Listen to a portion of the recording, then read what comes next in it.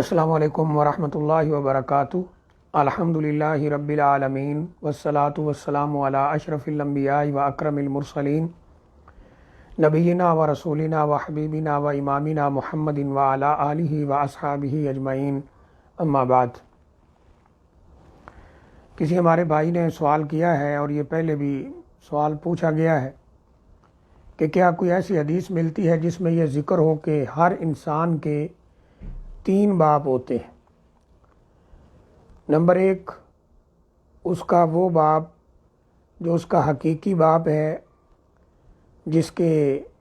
ہاں اس نے جنم لیا ہے، جس کی پشت سے وہ نکلا ہے، ایک تو وہ باپ ہے، اور دوسرا وہ انسان اس کا باپ بنے گا جس نے اسے اپنی بیٹی دی ہے، اور تیسرا استاد ہے جو اس کا باپ بنتا ہے۔ تو آیا یہ بات صحیح ہے یا کسی حدیث میں ایسی چیز ذکر ہے؟ دیکھیے، جہاں تک حدیث کا تعلق ہے، حدیث شریف میں تو ایسی کوئی بات نہیں ہے۔ نبی اکرم صلی اللہ علیہ وآلہ وسلم سے ایسی کوئی بات غالباً نہیں ملتی ہے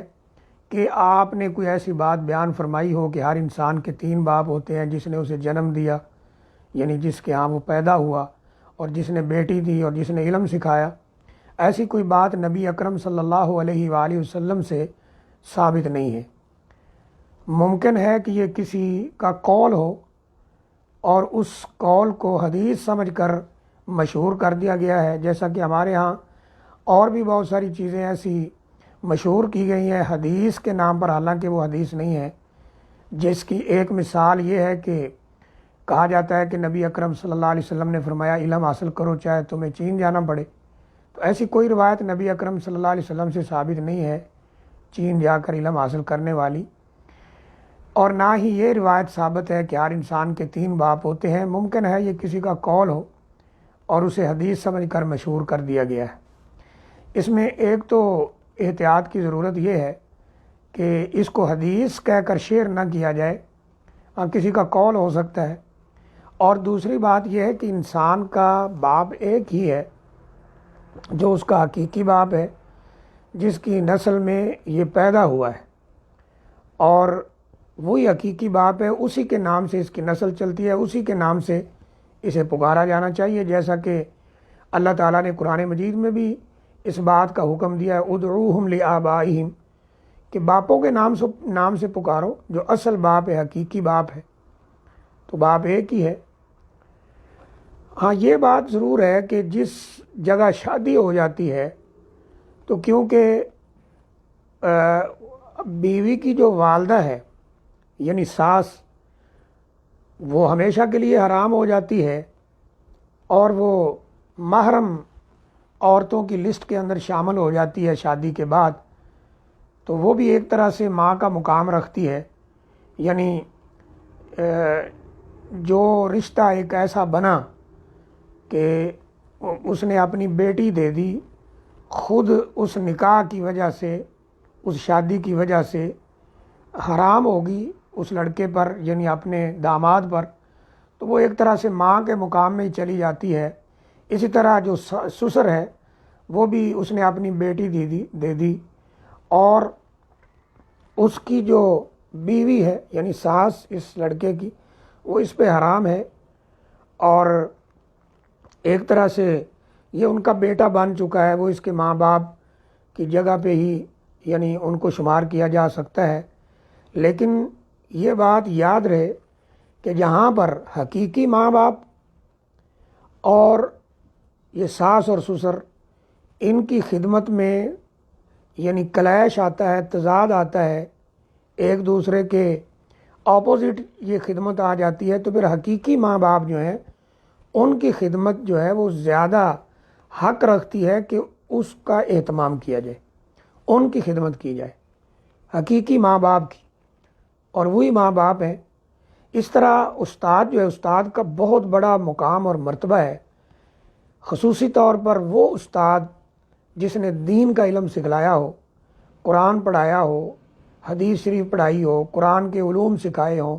حدیث شریف کے علوم سکھائے ہوں، اسلامی علوم سکھائے ہوں، اس کا بہت بڑا مقام مرتبہ ہے،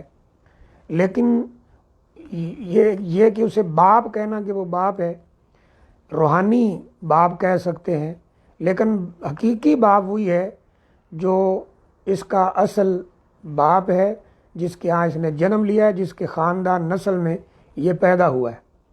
تو بہرحال حدیث شریف میں ایسی کوئی بات نہیں، لوگوں میں بہت ساری باتیں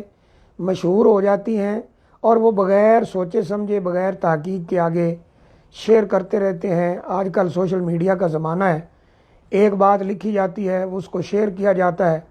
وہ چند منٹوں میں یا چند گھنٹوں میں یا چند دنوں میں کئی ہزار لاکھ لوگوں تک پہنچ جاتی ہے۔ تو اس لیے کوشش کرنی چاہیے کہ خاص طور پر جو بات نبی اکرم صلی اللہ علیہ وسلم کی طرف منسوب ہو، اس کے بارے میں تحقیق کر لی جائے، اس کی تسلی کی جائے، کیونکہ آپ ایک حدیث میں فرماتے ہیں من کذب علیہ متعمدًا فلیتبوأ مقعدہ من النار، کہ جو میرے اوپر جان بوجھ کے جھوٹ بولے وہ اپنا ٹھکانہ جہنم میں بنا لے۔ تو جیسے عرض کیا کہ حدیث شریف میں تو ایسا کچھ نہیں ہے، باقی مقام مرتبے کے لحاظ سے ساس سسر کو ماں باپ سمجھنا یا کہنا انشاءاللہ اس میں کوئی حرج والی بات نہیں ہے۔ بعض بھائی یہ سوال بھی کرتے ہیں کہ ان کو ساس سسر کو ماں باپ کہہ سکتے ہیں، تو کہنے میں انشاءاللہ حرج نہیں ہے، لیکن حقیقی ماں باپ وہی ہیں جنہوں نے اس کو جنم دیا، جن کی نسل کے اندر یہ پیدا ہوا ہے۔ استاد بھی ایک روحانی باپ ہے، استاد کا بھی بالکل ایسے ہی بہت بڑا مقام مرتبہ ہے جیسے باپ کا بہت بڑا مقام مرتبہ ہے۔ سلف صالحین کے جب ہم حالات پڑھتے ہیں تو حیرانگی ہوتی ہے کہ وہ حد درجہ استاد کی تعظیم کرتے تھے، بلکہ بعض محدثین کے بارے میں تو یہ بھی آتا ہے کہ وہ اپنے اساتذہ کے بچوں کا بھی بہت زیادہ ادب کرتے تھے کہ یہ ہمارے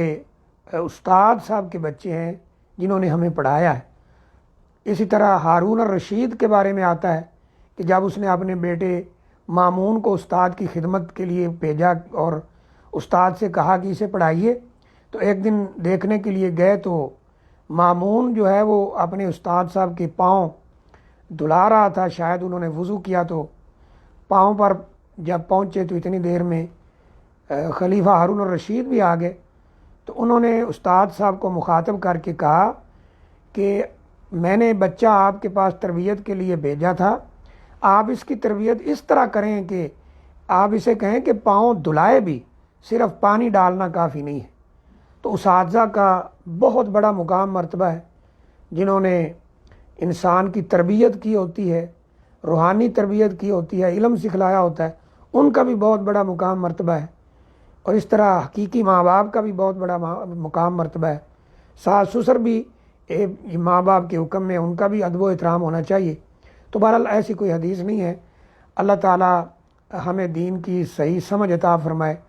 اور دین کے احکام پر چلنے کی توفیق عطا فرمائے۔ وآخر دعوانا الحمدللہ رب العالمین۔